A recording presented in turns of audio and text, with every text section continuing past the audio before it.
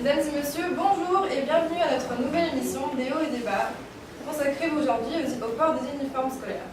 Depuis 1968, dans les établissements scolaires de France, à quelques rares exceptions, l'uniforme n'est plus imposé. Cependant, la présence de guerres de marque ou de raquettes fait du port de l'uniforme un sujet de débat très récurrent entre les hommes politiques, les concernés et les parents des concernés. La question qu'on se pose aujourd'hui, c'est faut-il imposer l'uniforme scolaire? Je vous invite à nous suivre aujourd'hui dans ce débat que j'aurai le plaisir d'animer. Sans plus tarder, je vous présente nos invités. À ma gauche, ici, nous avons Madame Bruno, qui est... Bonjour. Vous êtes styliste internationale, vous avez travaillé avec plusieurs maisons de couture comme Dior ou Yves Saint Laurent, et vous êtes très activiste par rapport à l'opposition du port de l'uniforme. Oui, tout à fait. En face de vous, nous avons Madame Perrin. Bonjour. Vous êtes directrice d'une école à l'étranger, de secondaire et primaire, et vous imposez le port d'uniforme. À vos côtés, nous avons Madame Lafontaine.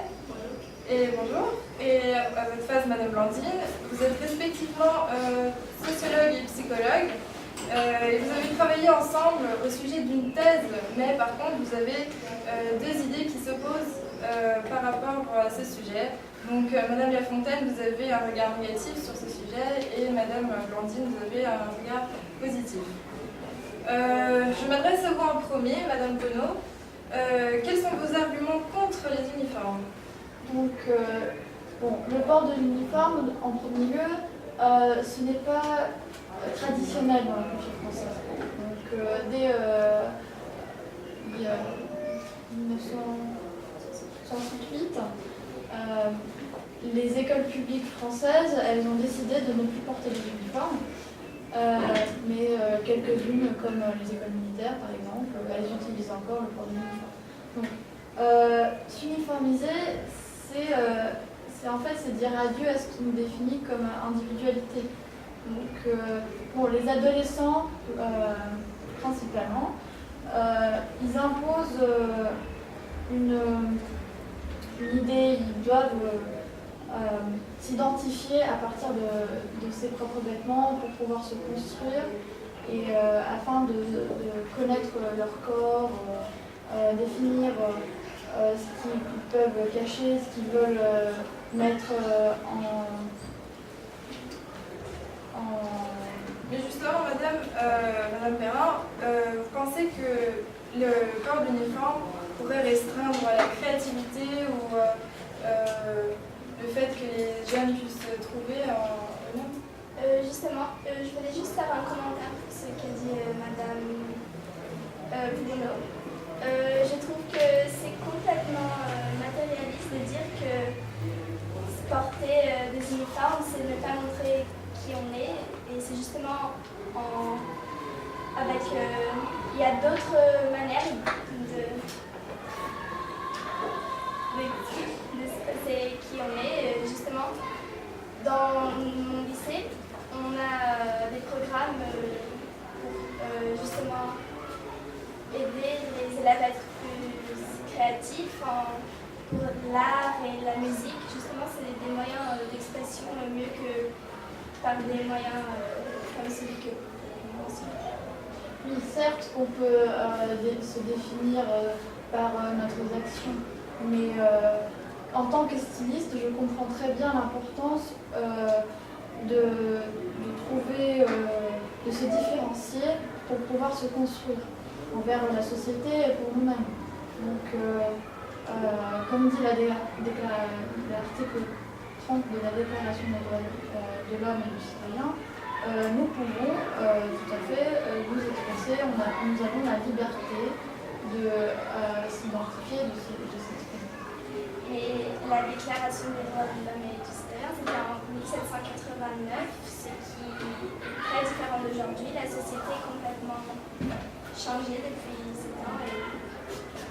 Non, contrairement, la société, elle a toujours une base de la Déclaration des droits de l'homme, même si elle date de beaucoup de temps. Justement, je voulais demander l'opinion de Madame Blandine. Quels sont, à votre avis, les points négatifs du port de l'uniforme sur les élèves? Il y a de l'uniforme. Le plus grand point positif, c'est que ça influence les élèves à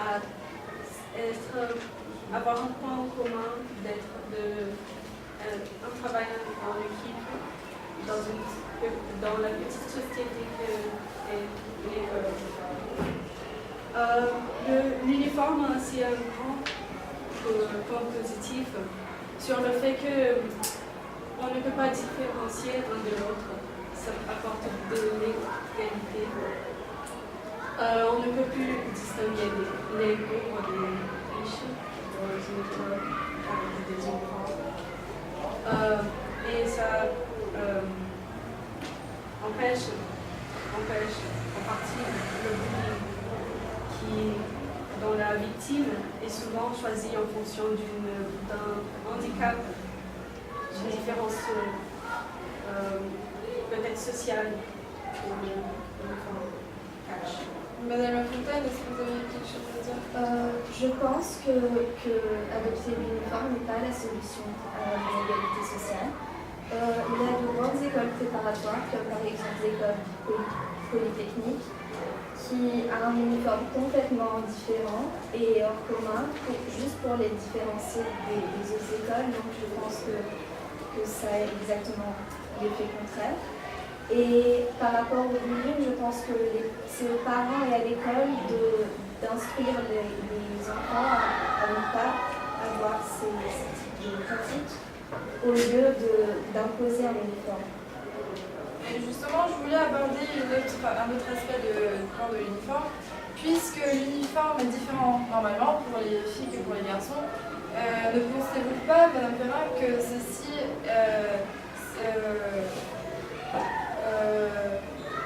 aiderait justement à faire l'inégalité des sexes, qui est aussi un débat très récurrent aujourd'hui? Non, mais pas du tout. C'est différent pour les filles et les garçons à cause de corps. Et c'est normal que chacun ait son uniforme. Et je voulais aussi ajouter que quand j'étais au lycée et au collège, je devais porter des uniformes. Et aujourd'hui, ça n'a rien changé avec ma créativité. J'ai beaucoup d'idées géniales.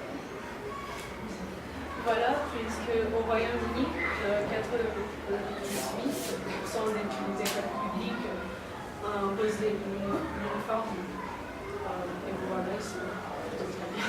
Certes, mais qui rêverait d'une école où tout serait identique? C'est complètement austère de diminuer la liberté de l'écolier. Parce que, comme j'ai dit la dernière fois, dans la déclaration des droits de l'homme, nous pouvons dire comme on voulait, on n'a rien qui nous empêche de pouvoir s'identifier et de se construire. Mais voilà, le problème c'est que si on impose nos opinions avec notre avis, c'est vraiment superficiel parce que les enfants, les adolescents maintenant, ils sont dans une phase très importante où ils ont besoin de compagnie. Alors, qu'est-ce qu'ils font? Ils font énormément de regards. Qu'est-ce que ses amis portent? Qu'est-ce que les gens qu'ils aiment bien portent? Les célébrités portent? C'est pas vraiment une question d'opinion. Maintenant, ils sont dans une phase qu'ils veulent être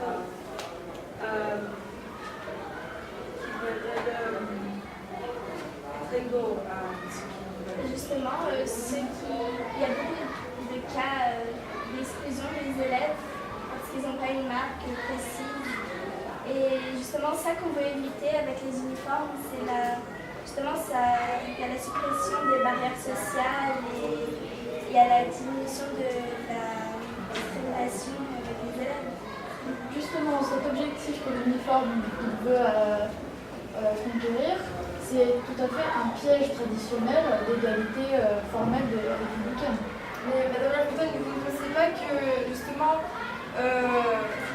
les différences vestimentaires ne pourraient pas supprimer l'esprit de camaraderie entre élèves qui seraient divisés par groupe vestimentaire? Non, je ne pense pas. Parce que je pense que c'est vraiment aux parents de ces élèves de les apprendre que